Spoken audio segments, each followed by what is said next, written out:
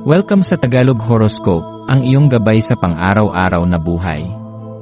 Hatid namin ang pinakadetalyadong horoscope na magsisilbing gabay mo sa pera, trabaho, pag-ibig, kalusugan, at swerte. Naway magtagumpay sa buhay ang lahat ng ating tagapakinig at subscribers sa buong mundo. Maraming salamat sa pag-subscribe at tanggapin ang siksik, liglig, at umaapaw na biyayang hatid ng Tagalog Horoscope. Ito ang iyong pang-araw-araw na horoscope para sa Capricorn para sa Mayo 24, 2025. Habang dahan-dahang bumubukas ang araw na ito, mahal na Capricorn, mararamdaman mo ang banayad ngunit matatag na bulong ng universo na tila inaanyayahan kang yakapin ang malalim mong koneksyon sa kalikasan at sa mismong pinanggagalingan ng iyong lakas, ang lupa. Ang lakas at tibay ng loob ay likas sa iyong pagkatao. Ito ang pundasyong hindi basta-basta matitinag ng kahit anong pagsubok o unos. Ito ang matibay na haligi kung saan mo maaaring buuin at itaguyod ang iyong mga pangarap at layunin sa buhay. Sa araw na ito, hinihimok ka ng kalikasan na hindi lamang magpatuloy sa paglalakad sa landas ng iyong mga mithiin, kundi huminto rin sandali upang masdan ang iyong nilalakaran, upang magnilay, huminga, at muling kumonekta sa iyong sarili. Kapag tunay mong pinakinggan ang sarili mong damdamin, lalo mong mauunawaan kung gaano ka kadalas pinipilit magpakatatag para sa ibang tao, kahit minsan ay nakakalimutan mong alagaan ang sarili mong damdamin. Sa katahimikan ng sandali, maaaring lumitaw ang mga damdaming matagal nang nakakubli, mga emosyon ng pagdaramdam, ng kahihiyan, ng pagkukulang. Ngunit huwag mong katakutan ang mga damdaming ito. Sa halip, tanggapin mo silang parang mga lumang kaibigang muling bumalik, dala-dala ang aral ng nakaraan. Ang pagkakaroon ng kamalayan sa mga damdaming ito ay isang makapangyarihang hakbang tungo sa pagpapagaling at paglaya. Kapag natutunan mong bitawan ang mga pasaning hindi na kailangan, doon mo mararamdaman ang tunay na kaluwagan ng damdamin. Habang ikaw ay gumagalaw sa kabuuan ng araw na ito, subukan mong kilalanin ang mga munting biyaya na nakapaligid sa iyo. Maaaring ito ay ang sariwang simoy ng hangin habang nakaupo ka sa tabi ng bintana, ang paggalaw ng mga dahon sa labas, ang tahimik na pagpatak ng ulan, o simpleng tawanan ng mga mahal mo sa buhay. Ang mga munting himalang ito ay may kakayahang punan ang puso mo ng pasasalamat at pag-asa. Kapag natutunan mong yakapin ang kagandahan sa mga simpleng bagay, mas lalo mong maiintindihan na ang kasiyahan ay hindi laging nakukuha sa mga malalaking tagumpay, kundi sa mga sandaling puno ng pagninilay, pagtanggap, at tunay na koneksyon sa sarili.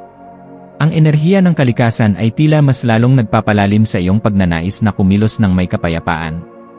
Habang ikaw ay mas lalong nakakaramdam ng kabustuhang bumalik sa iyong sentro, magandang maglaan ng oras upang lumabas, maglakad sa paligid, o di kaya'y magpahinga sa harap ng halaman sa inyong bakuran o silid.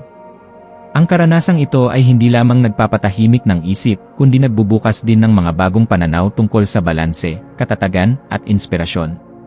Maaari ka ring maglinis ng inyong tahanan, mag-ayos ng iyong mga gamit, o magtanim, lahat ng ito ay mga gawain na muling magpapaalala sa iyo kung gaano kahalaga ang pagkakaroon ng ugnayan sa pisikal na mundo.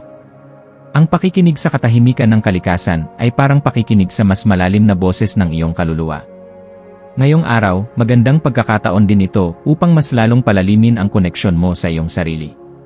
Ang katahimikan ng sandali ay may dalang liwanag. Sa gitna ng mga abalang gawain at tungkulin, mahalagang bumalik sa iyong sarili upang tanungin, kumusta na ako? Kapag naging tapat ka sa sagot mo sa tanong na ito, doon magsisimula ang iyong paglalakbay pabalik sa kabuuan ng iyong pagkatao. Ang pagmumuni-muni, kahit ilang minuto lamang, ay makatutulong upang mapansin mo ang mga bahagi ng iyong sarili na tila matagal mo nang hindi nabibigyang pansin. At sa pagsisimula mong muli sa pag-unawa sa iyong sarili, mas malinaw mong makikita kung ano ang mahalaga, ano ang dapat bitawan, at ano ang dapat itaguyod. Maswerteng kulay mo ngayong araw ay berde, isang kulay ng kasariwaan, paghilom, at bagong simula. Ang berde ay sumasagisag sa balanse at panibagong enerhiya. Mainam kung makapagsuot ka ng damit o accessories na may ganitong kulay upang maipahiwatig ang iyong hangarin na makamtan ang kapayapaan sa loob at labas ng iyong sarili. Ang maswerteng numero mo ay 7, 13, at 21. Ang mga numerong ito ay nagpapahiwatig ng espiritual na paggabay, tapang sa pagharap sa takot, at kakayahang magsimula ng panibagong kabanata. Maswerteng gawain para sa iyo ngayon ay ang simpleng paglalakad sa kalikasan, pag-aalaga sa halaman, o pagkakaroon ng ilang minutong tahimik na pagmumuni-muni. Maaari ka ring mag-journal, mag-ayos ng iyong personal na espasyo, o makipag-usap sa isang taong matagal mo nang hindi nakakausap. Ang lahat ng ito ay mga hakbang tungo sa pagpapalalim ng koneksyon mo sa sarili at sa mundo sa paligid mo. Bilang pagtatapos ng araw na ito, tandaan mo na ang lakas ng isang Capricorn ay hindi lamang nasusukat sa tibay ng kanyang paninindigan, kundi sa lalim ng kanyang pakikipag-ugnayan sa sarili. Sa bawat sandaling pinipili mong unawain at tanggapin ang sarili mo, mas lalo kang lumalapit sa tunay na kalayaan at katuparan. Huwag mong kaligtaan na kahit sa katahimikan ay may lakas, at kahit sa pagninilay ay may pag-unlad. Sa dulo ng araw, bitbitin mo ang tiwala na ang bawat hakbang mo, kahit gaano man kaliit, ay patungo sa isang buhay na mas buo, mas mapayapa, at mas makabuluhan.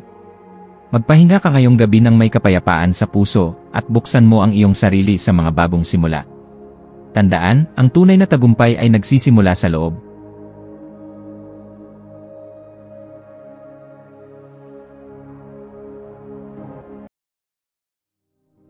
Tayo ay magkaroon ng kaunting sandali upang ipagdasal ang lahat ng mga dalangin ng ating mga subscribers, na sana'y matamo nila ang kanilang mga pinapangarap sa buhay, magandang trabaho, mabuting kalusugan, payapa at masayang pamumuhay, at siksik, liglig at umaapaw na biyaya at kayamanan. Ipinagdarasal namin ng mataimtim ang lahat ng mga komento sa nakaraang video, at hinihiling namin, Panginoon, na pagpalain mo ang ating mga subscribers ng masayang buhay sa mundong ibabaw. Maraming salamat po. Maraming salamat sa panonood ng iyong horoscope ngayon araw. Naway gabayan ka ng mga bituin sa iyong landas. Huwag kalimutang mag-like, share, at subscribe para sa iba pang cosmic na kaalaman. Hanggang sa muli, manatiling konektado sa universo.